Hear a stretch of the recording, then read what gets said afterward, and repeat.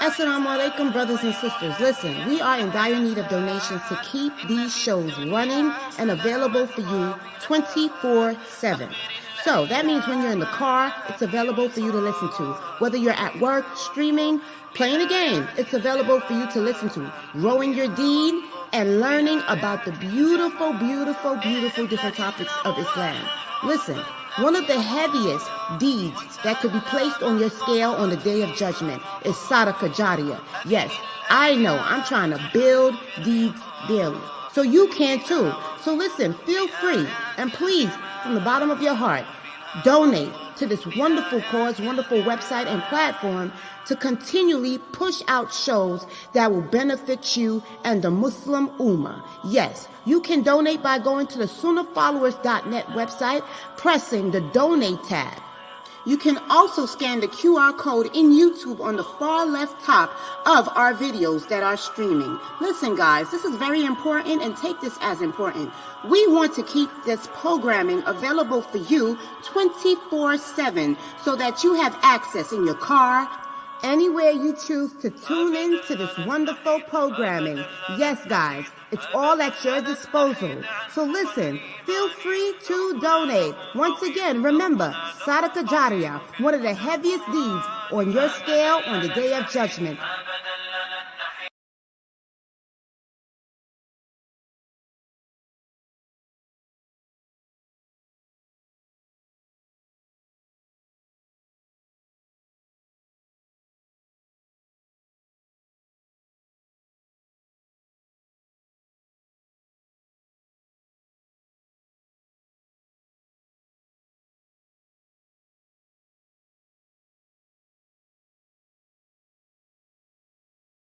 Hey, I got a couple questions for y'all. The first one, who is your Lord? What is your religion? Who is your prophet? Now, I know this sounds crazy, but if you're one of those people that have been trying to get information and you come across this, or even this, all right, take a listen. Assalamu alaikum. I am Sister Layla Nashiba, the Managing Director and founder of Sunnahfollowers Online Islamic University. As you know, we have classes every day beginning at 6 p.m. Eastern Standard Time. And we cover everything from Aqidah, which is your belief system, to Seerah, which are the stories of the Prophet, Sallallahu Alaihi Wasallam, the story of the companions. Please join us every day beginning at 6 p.m. Eastern Standard Time. And we are broadcasting and streaming live on Facebook, YouTube, LinkedIn, DLive, Trovo, and Twitch. Assalamu alaikum wa rahmatullah.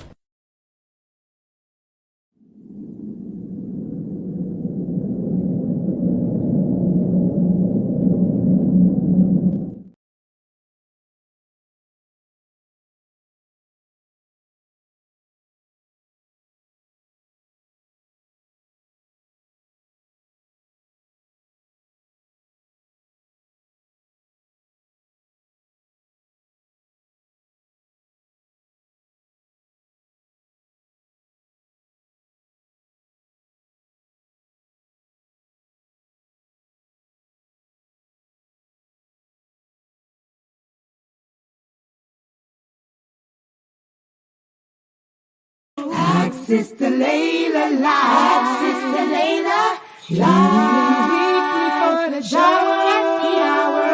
Ask Sister Layla live. Sister Layla, invite your friends and family. Get cozy. Ask Sister Layla.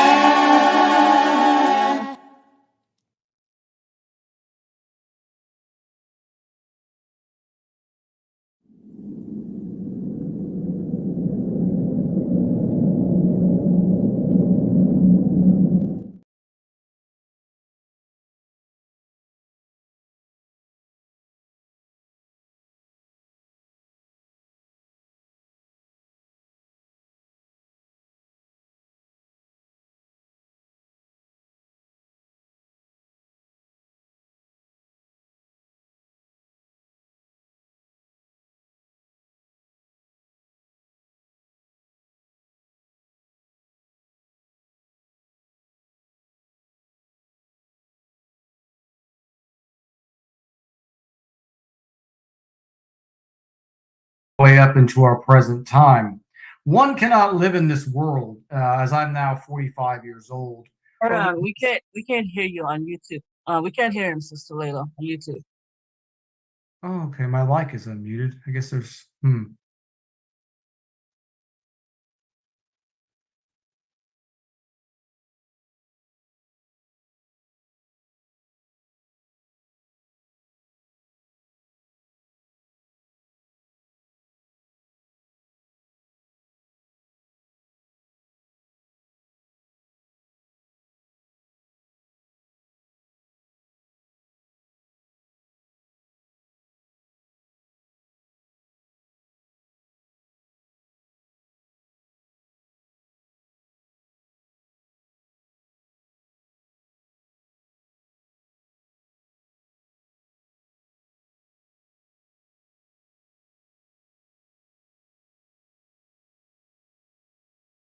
And out again.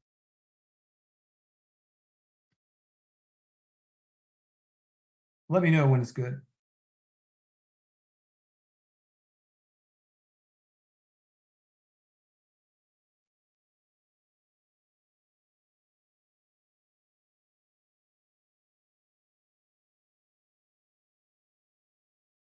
Sister Layla, does it sound good?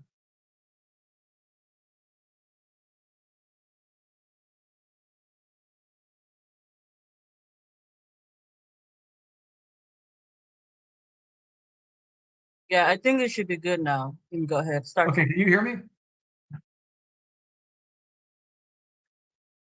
Okay, so as I was saying, we've seen recently in this crisis, we've seen rioting, celebrating actually the activities of these particular prison military personnel and the activities they've engaged in.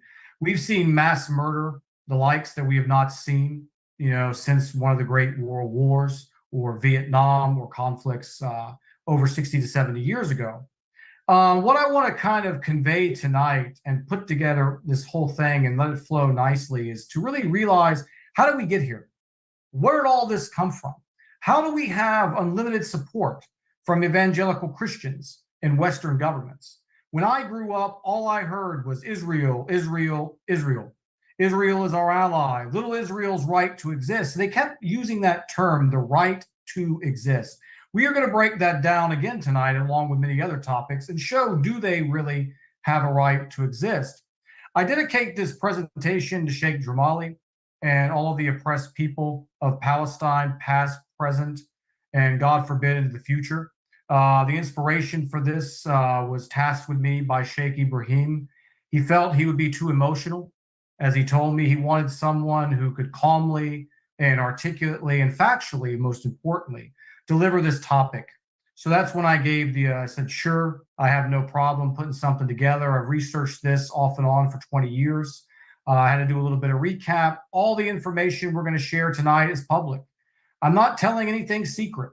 We're staying away from conspiracy theories. We're staying away from a lot of the stuff that gets out there on the internet, things that make us look bad when we parrot them or repeat them. We're dealing purely with United Nations, newspapers, quotes, facts, and statistics. Everything here is public knowledge. This will be a multiple part saga, if you will, probably 3 parts. Today, we are going to go from the late 1800s all the way up to 1917. We are going to leave all Islamic references out. There will be no references to Quran or Sunnah. I am going to beat them at their own game. We are going to keep this secular. We are not going to bring in religious land rights and all these things. We are going to go simply by international law and human decency. We are going to determine without a shadow of a doubt tonight, next week, and the week after, who's right and who's wrong. Any of those Christians, evangelicals, right-wing Israel supporters of all shapes and sizes, I would welcome them one day, please, to watch this with an open mind and realize that we are not the bad guys here. Now, granted, are some of us misrepresenting the Muslim community? Absolutely. But we are not your enemy. We are not the bad guys. We are just simply here to report facts based on your own laws, which I'm going to use tonight. So we are going to break this presentation down into 5 critical stages. In stage 1, we're going to look at the origins of the Zionist movement. Where did it come from? Who were the characters at play? What were the original intentions and what later became the intentions? In stage 2, we're going to learn about Theodor Herzl and the aims and objectives of the first and second Zionist conferences in the late 1800s.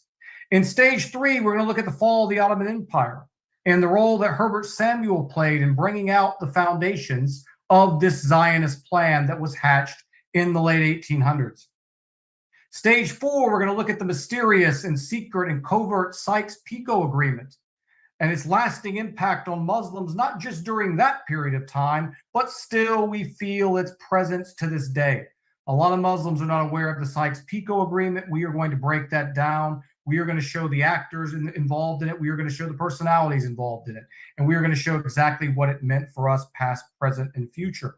And in stage 5, we are going to look at the infamous Balfour Declaration in 1917 and ultimately the death nail for what we knew at the time as the state or people of Palestine.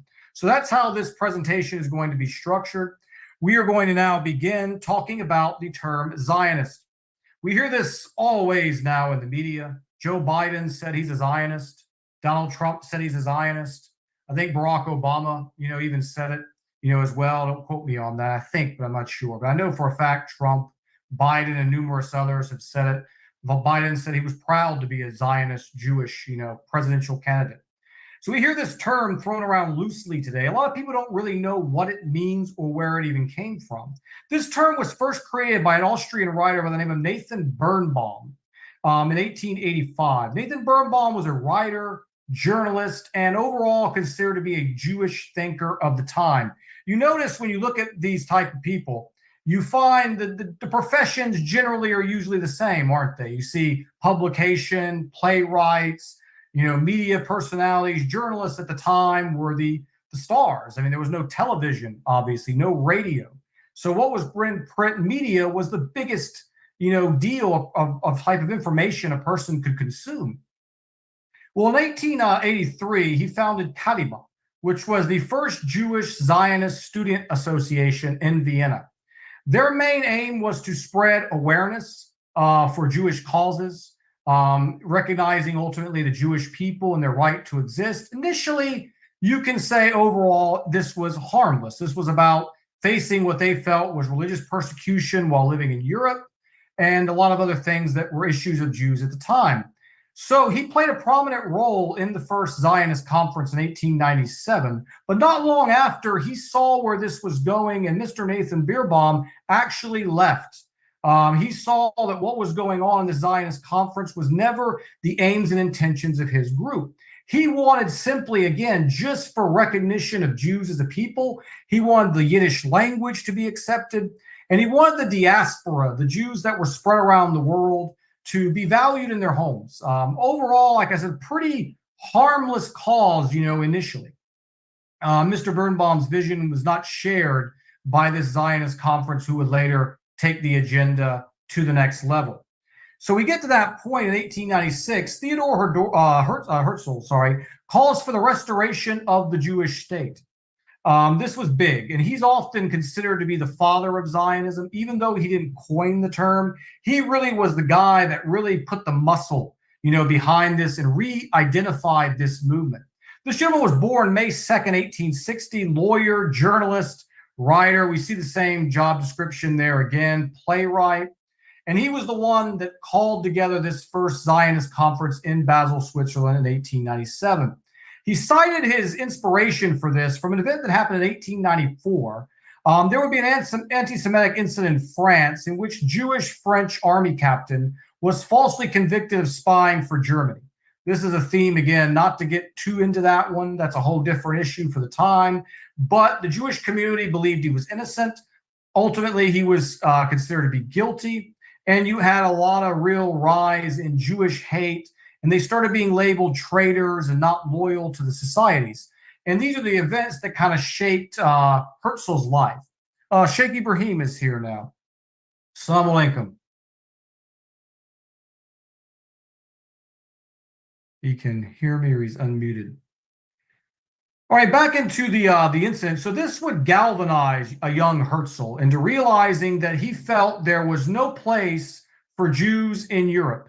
and that Jews must leave basically Europe and have a new homeland. This, of course, is where he would ultimately get a vision that we're going to talk about here in a little bit. So initially, he would begin publishing pamphlets and other publications. And for the first time in modern, you started seeing this promotion and advocacy for a Jewish homeland. Look, the people of Europe don't accept us. We are aliens no matter what. Even though there were a lot of Jews who got along great in European society, didn't have any problems, were quite prosperous and successful, he was trying to really whip this up in them that, hey, you have no place here. You must be, initially relocated to another area. Now, initially, this was a discussion between Palestine and Argentina. These were the main two ideas that were floated around. And obviously, Palestine, because of they saw the historical significance, obviously won out, over Argentina as the selection for the home of this Jewish people. Again, keep in mind, this is in 1897. We're far removed from what ultimately would be sprung up over the next decade. So you go further, and Mr. Herzl would visit Istanbul, Turkey. His purpose there was to approach the elite in Ottoman society. What his goal was to get them, which they had control of Palestine at the time, to relinquish control of this land to this Zionist movement. The deal was put on that the Jews would remove all debt of the national debt for the Ottoman Empire in exchange for the promise of this land. So again, you can see how they're moving the banking muscles, behind this agenda. They're really getting the banks, heavily involved. And they're trying to leverage Turkey here. Hey, look, the debt's forgiven, but you're going to give us basically the state of Palestine. Turkey, of course, would decline, this invitation, obviously, which would lead to, as we're going to get into, much tragedy on their hat. So in March of 1899, the mayor of Jerusalem at the time's name was Yusuf al-Khalidi. And he would send a letter to Zadok Khan, who was the chief rabbi of France, asking the Zionists to leave Palestine in peace. He expressed concern that it will lead to a tidal wave of hatred toward Jews across Ottoman territory and would cause Arab Christians and Muslims to basically unite. And it would be very unfavorable conditions were being caused by this Zionist presence, because you were having Arab peoples of both Christian and Muslim descent are seeing, wait a minute, these guys are over here discussing their land, which happens to be our land. We own 97% of it. Where's our say in all of this? So obviously they were alarmed, by this. The mayor was alarmed by this. And this presence was already causing a lot of undertones in the society that were really going to have a ripple effect and would ultimately negatively affect the Jewish populations, because people were seeing what is really going on behind the scenes here. Now, Herzl would famously tell Rabbi Khan, after he expressed his concern off of the letter, he said, "We will search and we will find elsewhere what we need." Basically telling him in the French, we are going to find other options. We are in no need of you. Don't worry about us. We're not going to relinquish this. We are going to keep going, and we are ultimately going to find what we want. But to sum this up, Turkey must fall. Because at this point in time that we're looking at history here in the late 1800s, the Ottoman Empire is controlling this land. The Zionists over here, they want this land. Something has to give. One obstacle must be knocked down, and that obstacle, of course, would be, Turkey. Turkey had to fall to open up the door for these people to move in and seize this land. And of course, we're going to see the ultimate steps that culminate from this. So prior to World War I, for some more background statistics, there were 80,000 Jews living in Palestine in relative harmony. We don't have any real incidents of mistreatment between the Arab Muslim community, the Arab Christian community, and the Jews that were living there. Most of the Jews that came in had fled Russia because Russia had Tsarist programs there, as they called them, pogroms, and these were discriminatory against the Jews. They had one area in Russia, they called it the Pale of Settlement, where they forced Jews to reside in this very, very small area. So you were seeing a lot of resentment on the Jewish community against the Tsarist government of Russia. So during the next period of time, we'd see between 1892 and 1903, you would have 20 to 30,000 more Jews would come in, predominantly from Eastern Europe. and Russian-occupied territories. This second wave would go from 1903 to 1914, which would be between 35 and 40,000. So you can already see a little bit is starting to come in. Nothing malicious initially behind these immigrations for a lot of these people that came. They simply were searching for a better way of life. They were trying to get away from what they saw as oppression by this government. But we're already seeing the ball is rolling and more settlers are starting to come in. And at this point, we haven't really had any conflicts. Everything was pretty harmonious at this point. Now we get to a member by the name of Herbert Samuel. He is a very intricate figure during this tale. He was the first Jewish member to serve as a cabinet member in the British Parliament. He would begin his goals, if you could say, of promoting Zionism and its aims in the British Parliament. He would issue a very famous memorandum entitled The Future of Palestine.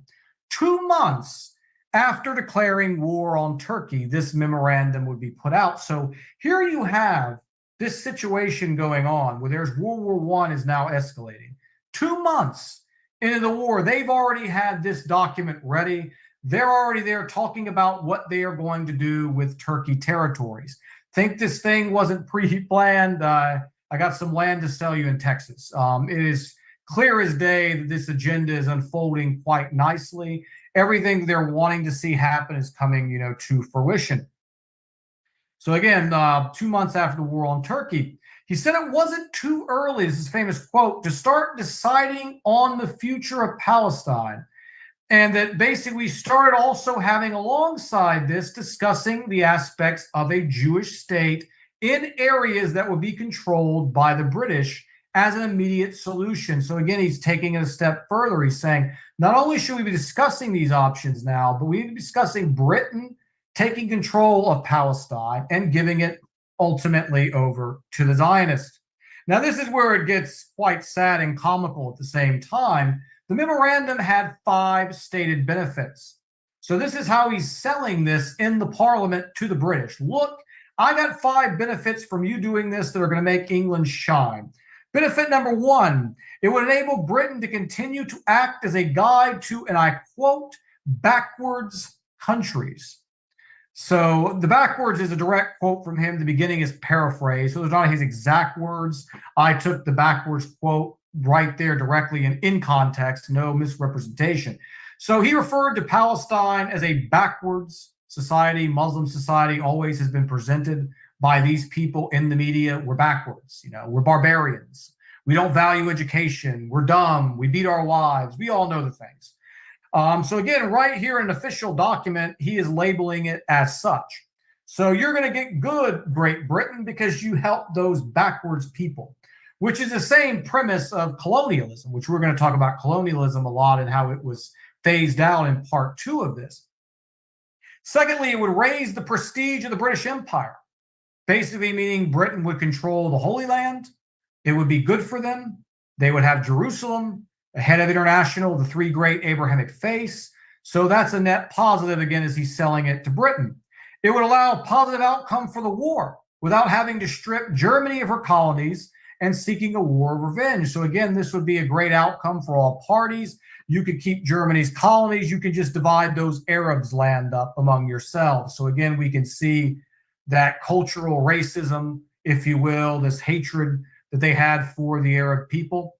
It would improve the defense of Egypt. This was the 4th point he raised, that this would provide a barrier where you would have extra British troops there. You would be able to fortify and protect Egypt, which was under British control at the time. And then, of course, the last one, number 5, England would earn the gratitude of Jews, gratitude, I don't want to misquote, lasting gratitude of Jews around the world. And I think for the people living in modern day England, they know that's a lie, because certainly as we've seen how these people have basically destroyed the British society from within over the last 60 to 70 years. If that's payment for gratitude, I'd rather be the enemy. I'll just leave it at that. So with this memorandum coming out, now you had this discussion moving out of the Zionist conferences, moving out of the Jewish publications. It's now directly in a parliament in a European country and the leading power of the world at the time. So the agenda has again moved from the newspaper publications all the way to the highest positions in government. Now, of course, this meant condemnation throughout many members of the British government, pointing out obvious flaws in the plan. Several prominent British, we're going to look at some of them later, had echoed, this is unfair. We can't hand over the land to somebody who it doesn't belong to us. I mean, we've got people living there. This is not like capturing an island where there's no one there. This is a established homeland where you've got people living, working, owning buildings and everything. We can't just take this from them and give it to a complete other people. So there was a lot of pushback, inside of England against this, seeing exactly where this is going. I mean, this is absolutely horrific. This is an undertaking that had never gone on in human history. We've seen land change hands because of might makes right. Every culture and every nation has done that, starting here with the United States. I mean, the Native Americans were conquering other Native Americans. Europeans came in, conquered them. We've always seen that throughout history. We've seen it with the Mongols. We've seen it with Arab groups. We've seen it with all of Europe. We've seen it in Africa. But never in history had a people taken a land from someone else and promised it to a completely different people. We had not seen that. This is unprecedented in human history. So as we have the backdrop, the war is going on, at this point now. So World War I is well underway. And we have the infamous Sykes-Picot Agreement, which I mentioned in my opening monologue there was something that to this day the Muslim world suffers, and we're going to talk about that also as we get to it. The name of the Sykes-Picot Agreement was given the name from Colonel Mark Sykes and a French diplomat by the name of Francois Picot. Now, this negotiation period would begin between November 23rd of 1915 and would ultimately conclude on January 3rd. It would be ratified by France and Britain, respectively, in May 9th of 1915 and May of 16. The British in this agreement, and this is key, they're doing this behind the scenes. This is not something, this later would come out, but at this time, no one in the world knew about this. This was something that was going on behind closed doors. Later on, this information would become public and people would be like, oh my God, what in the world was going on there? But the damage would already be done. Now, part of this agreement was that Britain would get southern Israel, they would get Palestine, Jordan, and southern Iraq. So this was the Ottoman area that was already being handed to the British before the war was ever concluded. The French would take Lebanon, Syria, southeastern Turkey, and Kurdistan. What great deal here for them. Smaller Palestine and Jerusalem, however, would be maintained according to the wills of the French. In this initial agreement, it would be maintained as an international governance. They respected, at least at this point, attempted to show respect for the entitlement of the great three religions and their claim to visit and patronize and go to the Holy Land. So they wanted to designate it as an international territory. Now, Russia was also involved in this. Russia would take smaller territories in the east, as well as part of their settlement. But as you can see here, one key barrier, though, remains. In this agreement, the British are getting southern Israel, They're getting most of the land of Palestine, but there's still Jerusalem sitting out there. They wanted Jerusalem. They've always wanted Jerusalem. In fact, when Donald Trump was in office, he made it the official home of the U.S. Embassy in a symbolic gesture of pretty much submission to their powers to honor their capital of Jerusalem. So they wanted it. They didn't get all they wanted initially. It was there on the table. One barrier remained in this, and of course, that was the French, to be able to ultimately remove that provision in there. Now, a Jew by the name of Ahad Ham, now, again, as me and Sheikh have always said, we love all people, and we acknowledge good on all sides. There's always been strong members of this community who have spoken out against the atrocities. May God bless them, for having the courage to stand under fire when they knew they were going to get condemnation, to stand up for what's right. And one of these individuals is Ahad Ham.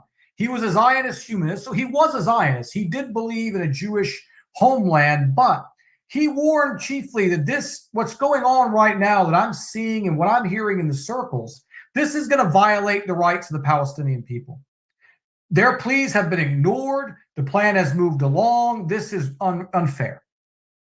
So he sounded the alarm early on saying, I mean, what are you talking about here? What kind of people are we that we're just discussing, again, taking this entire land and just doing whatever with the people who are already there? And as I mentioned, his pleas were largely ignored. Of course, not largely, 100%, ignored. And he was receiving condemnation for that.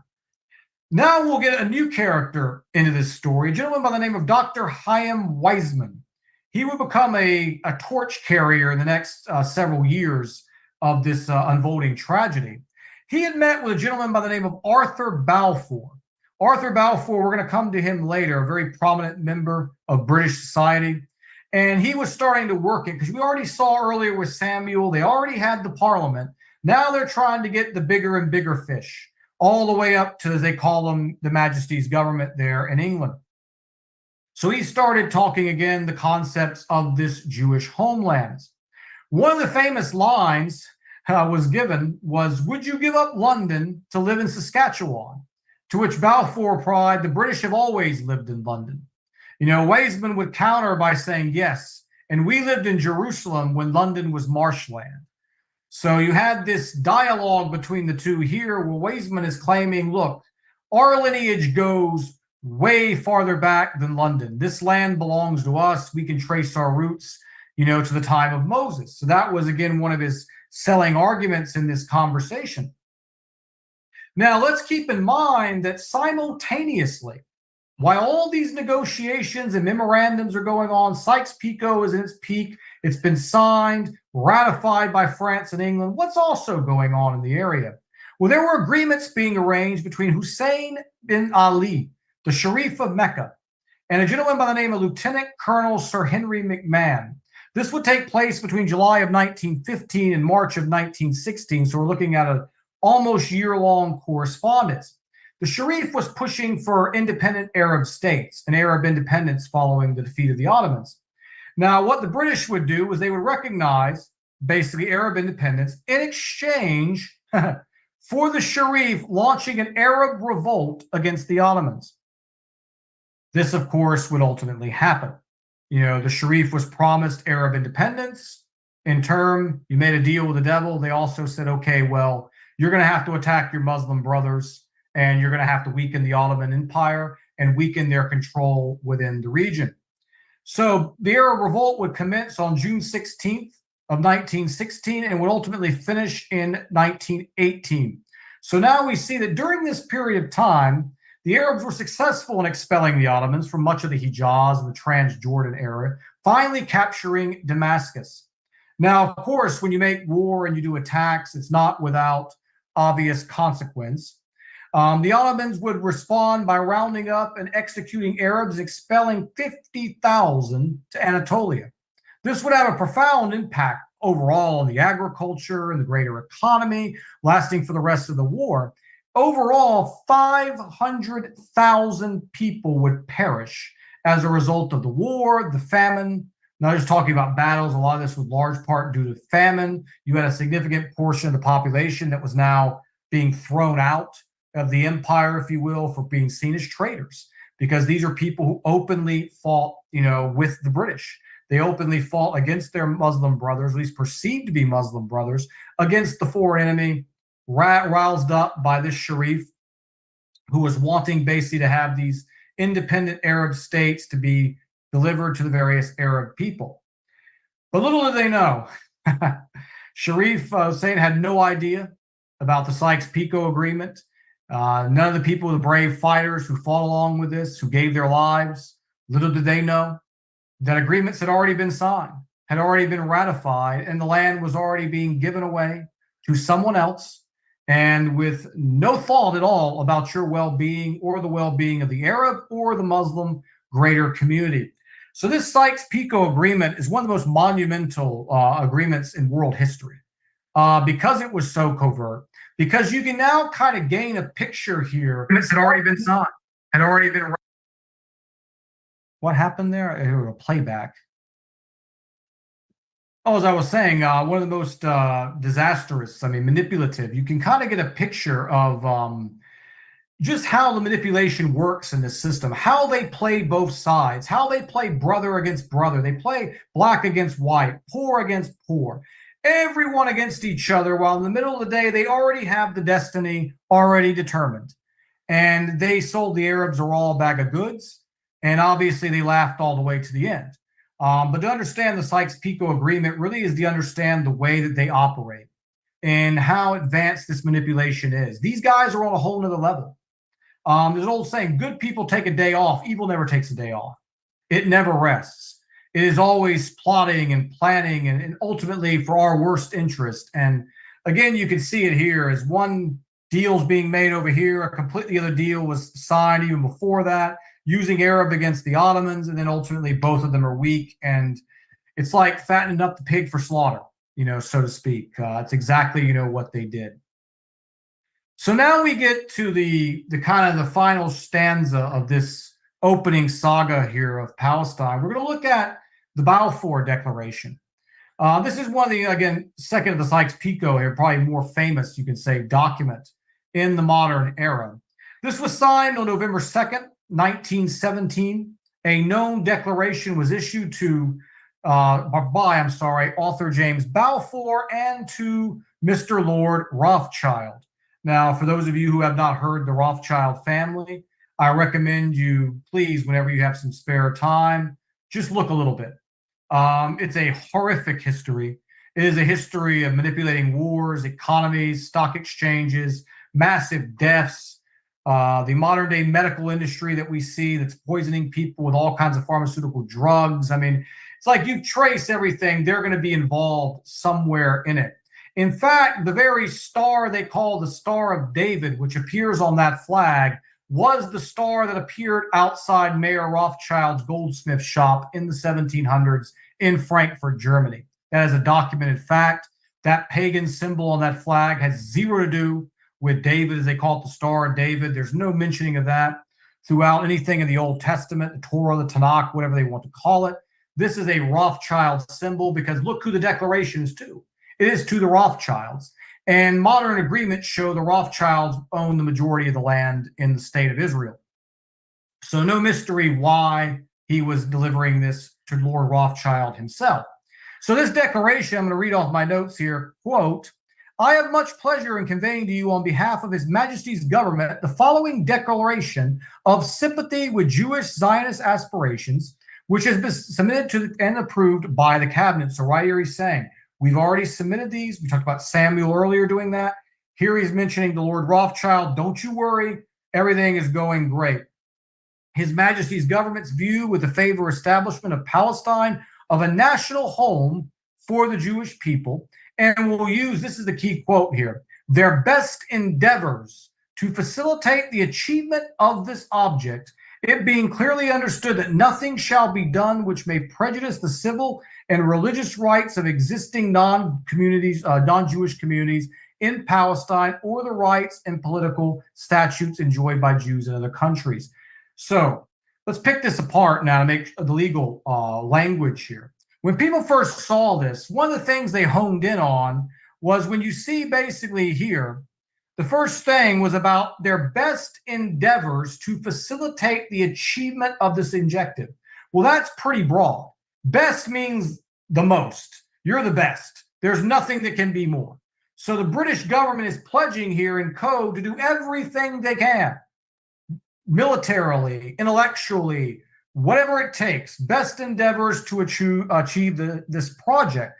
But then they did put some language in which the Zionists at the time didn't really care for, but was kind of agreed, which was this would not prejudice the civil and religious rights of the existing non-Jewish communities in Palestine. So this was something that was put in because the British did not want to do what the Zionists ultimately wanted to do. They still had a little bit of porn here on this issue. On one hand, they got all the money and the lobbying and the debt forgiveness and all this stuff tugging on them. And then on the other hand, well, wait a minute, who do we want to be known as here?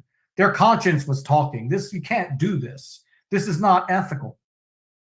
So we see again, one other provision they mentioned, or one other point they mentioned here, is that they want to make sure that this didn't affect the status of Jews in political enjoy in other countries. So what they were saying was that they didn't want Jews in Russia or Germany or Finland or anywhere else to be treated harshly. Because now they have a homeland, some of the Christian countries or some of the very strict religious people would want the Jews out. Hey, look, you have a home, leave. So they didn't want to arouse resentment there or, within European countries. It concludes with, I should be grateful if you would bring this declaration to the knowledge of the Zionist Federation. Yours sincerely, author James Balfour. So when this got done, 6 drafts ultimately would be exchanged between the British Council and the Zionist movement. The United States was also consulted as usual, as America was now starting to begin its ascendancy into the one true superpower in the world. This change would happen over the next 40 years by design. It's a different subject for a different time. And again, none of the people, you're talking about 6 drafts, you're talking about exchanges, you're talking the United States way over there across the Atlantic Ocean is consulted. Guess who wasn't consulted? The people actually owning and living on the land. Not a surprise, again, illegal, but this is what took place. Now, reactions to this were pretty profound. In fact, a Jewish gentleman by the name of Sir Edwin Montagu, the Secretary of State for India under the British at the time, he thought this would lead to what he called Mohammedans and Christians being aliens in their home. Notice he didn't mention just Muslims. They called them Mohammedans at the time. He mentioned the Christians because this is something that gets lost on the American Christian population, is there are churches in Palestine that have stood 1,400, 1,500 years until they were destroyed. It wasn't by the Mohammedans, as they like to call us. It was by other people. That there was this unity that was there, that Muslims are not the bad guys you're presented. These Christian communities that were addressed, here by a Jew. He didn't want to see negativity affecting the Muslims and the Christians. That they would lead to mistreatment of Jews also. He pointed the same thing we talked about earlier. And he emphasized the religious significance of the land and how you can't just give Jerusalem and these areas basically over to one group of people. This is just not ethical. There's already people living there. You've got the visitation, all of those other things. Many other legal authorities would cry foul. Obviously, they cited how this was an illegal document. What authority does Britain have, basically, to literally give land that was occupied by a native population to a completely new population of people? Never in history, again, has something of this undertaking gone on. So there were numerous, and I had, anonymous quotes from lawyers of the time and internationalists, people who practice international law, were familiar with it, all basically saying the same thing, that this really was just shocking to see this. So international discussions at this same time were focusing on removing the colonial system and bringing back what they called self-determination of captured territories. Because before, if anyone's familiar with colonialism, long story short, you invade somebody, you exploit the people of the area for labor, you don't probably pay them anything or next to nothing, and then you walk away with the resources. I mean, this has been done all over the world by a wide variety of peoples of different nations. And colonialism now in the early 1900s was being recognized as a wicked institution, although colonialism did bring about infrastructure building and it did bring good things, but obviously exploited the native populations. They were treated like second-class citizens, working for next to nothing, if not for free, getting whipped. I mean, just horrendous conditions observed. You can go back and look at what some of these people have done in Africa as an example with some of the colonial practices there, where they would just, the way they treated these people was absolutely horrific. So you're talking at a time now where they're talking about getting rid of colonialism and giving sovereignty back to the conquered people. And this, again, was a big, issue here. So at this time, Christian and Muslim Palestinians comprised over 90% of this population that was about to be displaced. 97% of the total land was in the hands of native Palestinians of both Christian and Muslim.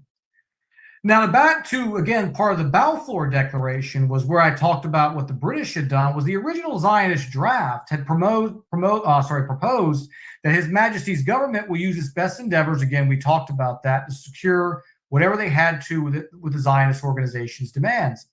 The official version stated the government will use their best endeavors, again, as I mentioned. And of course, Wiseman was sensitive to some changes that was put in there, like the provision at the end that I mentioned, where they talked about the people. One of his concerns was a safeguard clause, which concerned the interests of the Palestinian people. He wanted in his original draft no mention of them or their humanity or their entitlement at all.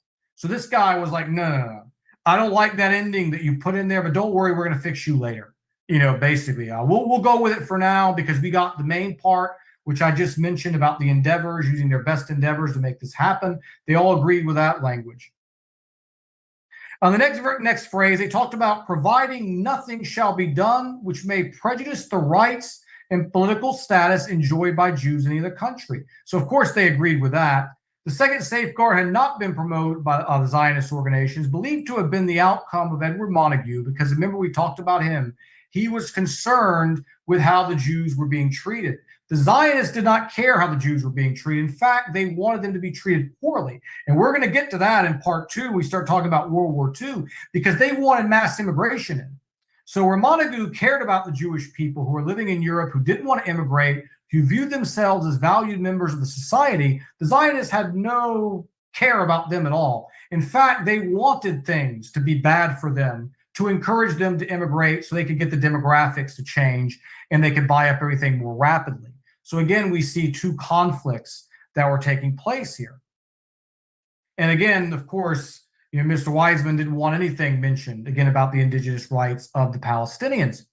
So again, as we've covered today, quite a bit, and there's a lot more to cover. In fact, I was kind of torn because there was so much really just in these like 5 to 10 years I've covered, here today. I didn't feel it was possible really to get in, 2 parts of this. As we're going to go through in the next part, we are going to be looking at basically the mandate system that would come in when the League of Nations was founded. This was, of course, what would ultimately give Britain and Palestine its entirety, to Britain. Article 22, we're going to be focusing a lot on that in the next part. We are going to see again how this operation is completely illegal under international law. We are going to witness in the next part what I call the Roaring 20s. This is a period of time where you are going to see Jewish immigration estimated up to 100,000 over a 10-year period. And this is before World War II, where it would escalate even further. So by the end, as we get through the 1920s, as we're going to look at the diplomatic struggles and international legislation that took place during that period of time, the immigration just continued to grow.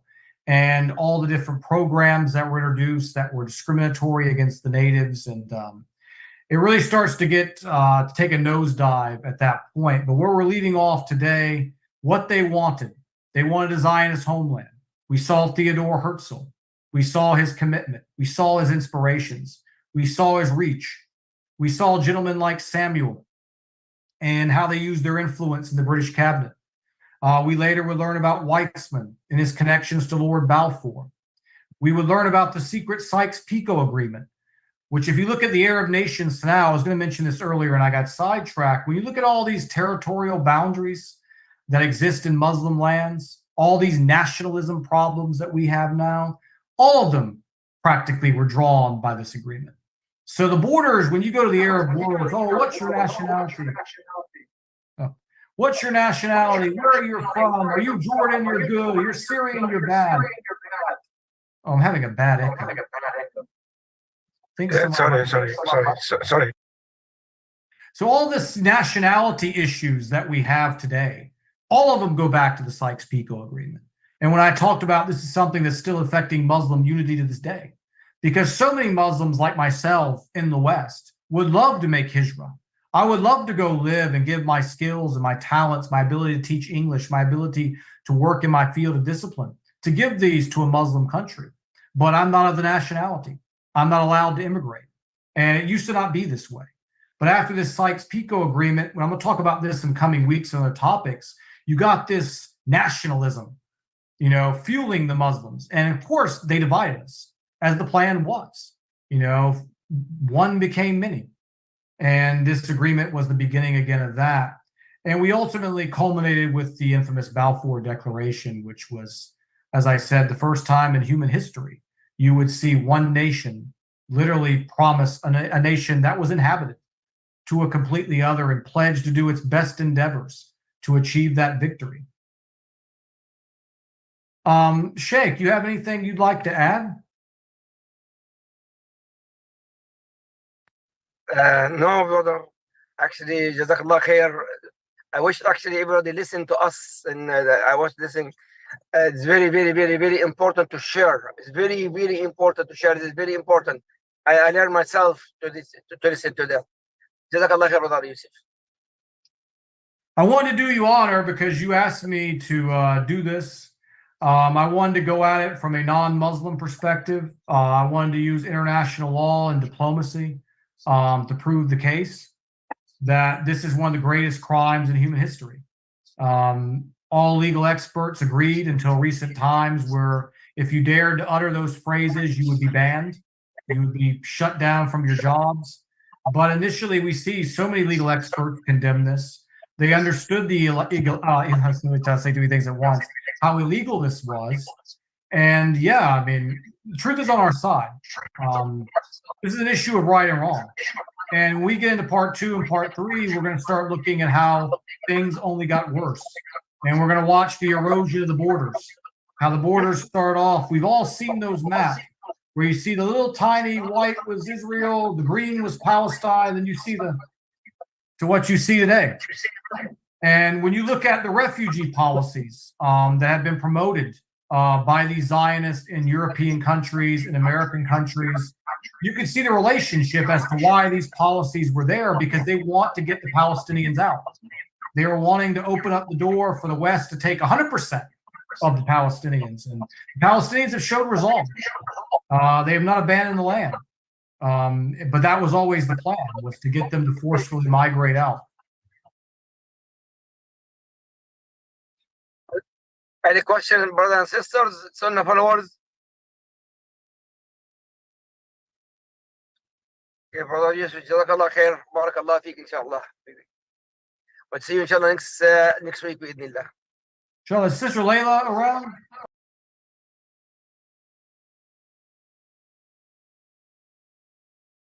Can you guys hear me? Can y'all hear me? Okay, yeah, I'm on a new streaming program. I can't hear you. I'm on a different streaming program. Hold on for a second. I mean, can y'all hear now? Yeah, perfect. Yes. Okay, hold on. Dr. Dremali, are you okay? You went to the hospital. Are you okay? Dremali? Yes. Are you fine with your health? I really believe everyone in Sunnah followers can share this. Is very important topic. We learn a lot today, and I just shared it in my page, my Facebook. Please share it yourself, brother and sister. Whoever listen to us, not on Facebook and Twitter and Instagram, please share it. Okay, so here's a comment or a question from one of the people on YouTube, Brother Yusuf. Sister Jamila said the Palestinian people, were they always supporting the real Jews before the 1940s? I can't hear you. Yeah, that's somebody's got background noise. I know. They said look how that shows up, guys. The Palestinian people, were they always supporting the real Jews before the 1940s? We cannot understand the question again, sister. Did the Palestinian people always support the real Jews before the 1940s? Did they support Do they support the real Jews in the 1940s, I think? Yes, that's it. Okay, we're going to see in the next section as the hostility changed. Because you had so many Zionists coming in. Initially, there was farming. And like anything, when you're all of a sudden, you're seeing 100,000 people move into your land in a matter of 10 years, it's human nature. There's going to be hostility. Then you're seeing... But they did support them in the beginning. That's why they allowed them to come in. Yes. Can I speak, sister and brothers? Actually, Brother Yusuf can speak in more detail. But those used to be refugees after the Second War, refugees to Palestine. and step by step we get the houses for them, and then hear what happened right now. But Brother Yusuf can speak more. Inshallah. And as he mentioned, we're going to chronicle the reasons. I mean, briefly, we don't have time to go to World War II, obviously, and this issue at the same time, but how World War II just was so convenient for them and for this movement, just like World War I was. And like I said, I'm not going to say conspiracy theories because we can't necessarily prove, but it is quite a coincidence that you had two major world wars where we saw over 9 million die, and both of them ended up leading to them being in a superior position. I don't think that's by accident. When you look at the money involved, the banking system, their control over the nations that we saw tonight, I don't think it's by accident. Like Sheikh said, there was a lot of refugees came, and a lot of them were welcome. And then we started seeing it just escalating more and more. Okay, here's another question. One of the brothers here wants to know, are you going to also cover in detail how they took the land and forced them into the small part of Jerusalem that they are in? Oh, yes, absolutely. That's why this might be 3 or 4 parts. Last week when I talked to everyone, I talked to the Sheikh a few weeks ago about doing this, and I confirmed with you last week. And then I sat on Friday and I went through my head initially, and I'm like, I don't think there's any way I can do this in an hour without making it just too brief. And then when I looked at my notes, I'm like, yeah, this is going to be 3 or 4 parts. So we're going to be going through the progression all the way up until the recognizing of the state, and then beyond that till you get to the 67 war, and you get even further than that as you see the land just being chopped up and taken and taken and taken and taken to where we're at today, where there's basically almost nothing left. And this was always the plan. They even wear their soldiers, they even wear on their shoulders a patch that shows what we call Greater Israel, which extends all the way to Iraq, all the way up into Syria and into northern Saudi Arabia. I mean, they're wearing those patches. Sheikh has probably seen this. Okay, here's another question too. Someone here is typing, is there a difference between Zionists and the Orthodox Jews that have the hats and the beards?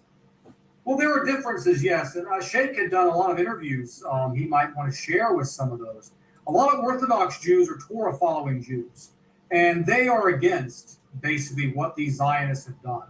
In fact, we talked in the beginning about Nathan Birnbaum. He became a rabbi, Orthodox rabbi, I believe, heavily involved in the Orthodox community toward the end of his life.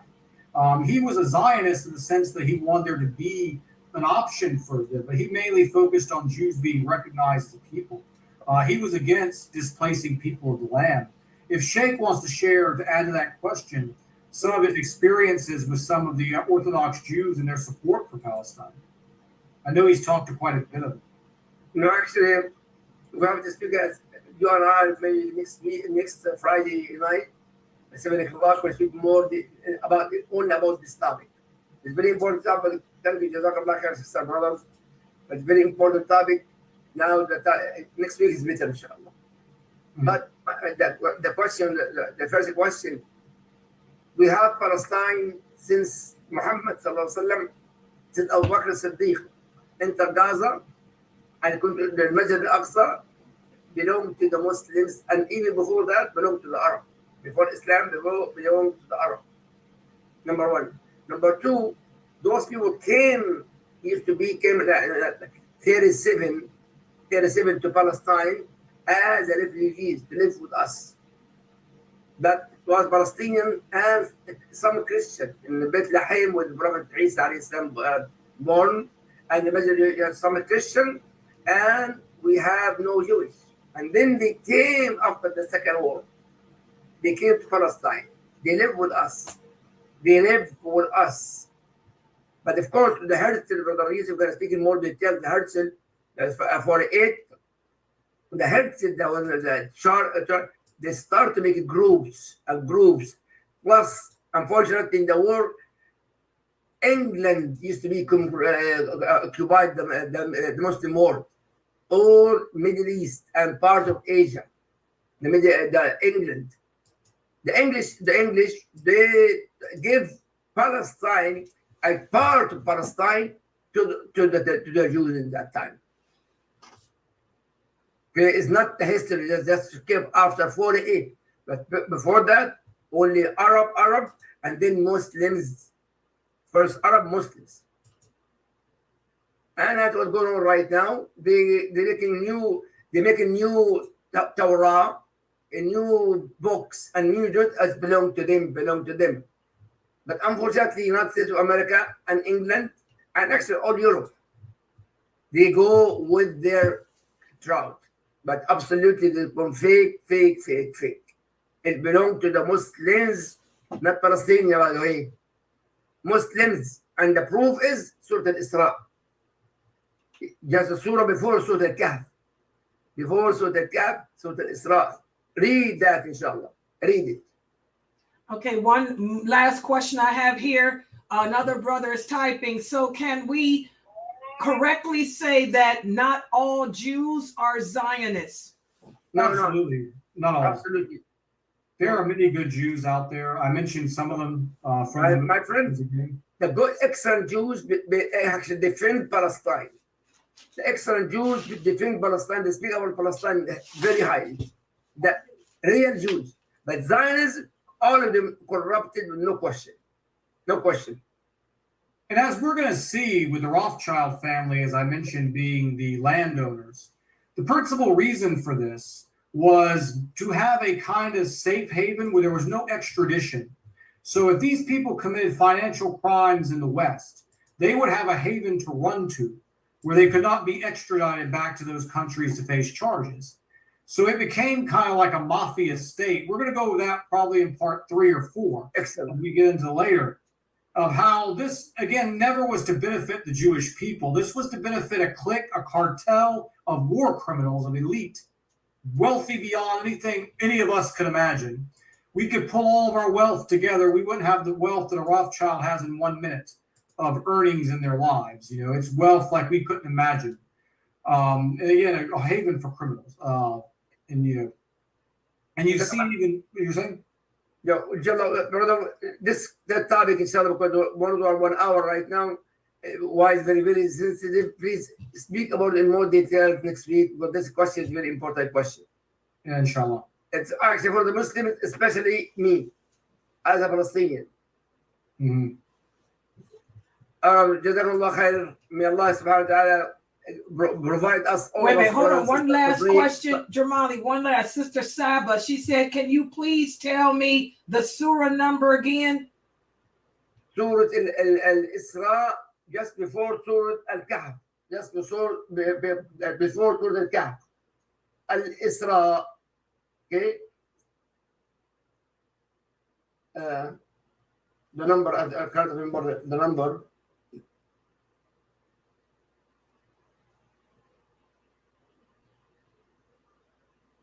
Okay. Surah number 111. No, 17. No, 17, the surah. Number 17. It's 111 ayah. 117. In the beginning, the first page is speaking about this, and also the last page in more details. But Allah said, Ibad, people, not Palestinian, gonna liberate the Masjid al-Aqsa. Not Palestinian, put this in your mind. Only Muslims. And those Muslim young guys. Okay? That in Surah Al-Isra, Surah number 17.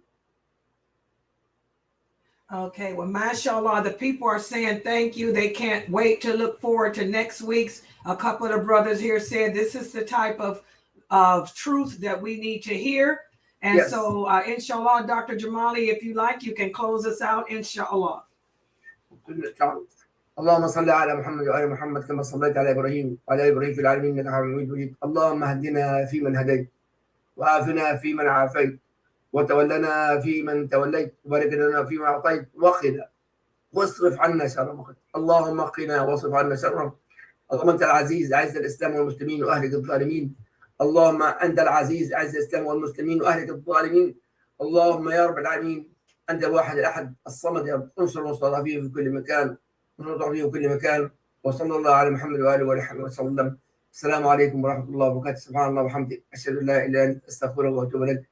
Wassalamu alaikum wa rahmatullahi wa barakatuh. Next week, inshallah, Brother Yusuf going to speak about more details about that. And Sister Layla, it's very important to make a flyer about this topic. Brother Yusuf will send it to us, and share it, and for the people to be ready for that very important topic. And thank you with the sister, she asked this question. Okay. Brother Yusuf, is it okay to do that, inshallah, Habibi? Well, yeah, we're going to keep the same name. Where's My Home is the name of the series. It'll just be part 2. So the title will be exactly the same. Oh, She gave the same flyer that she did with the flag in the middle. It was perfect. And yeah. Okay. Jazakallah khair. Assalamu alaikum wa rahmatullahi everyone. Wa alaikum salam wa rahmatullah. Okay, how did it go?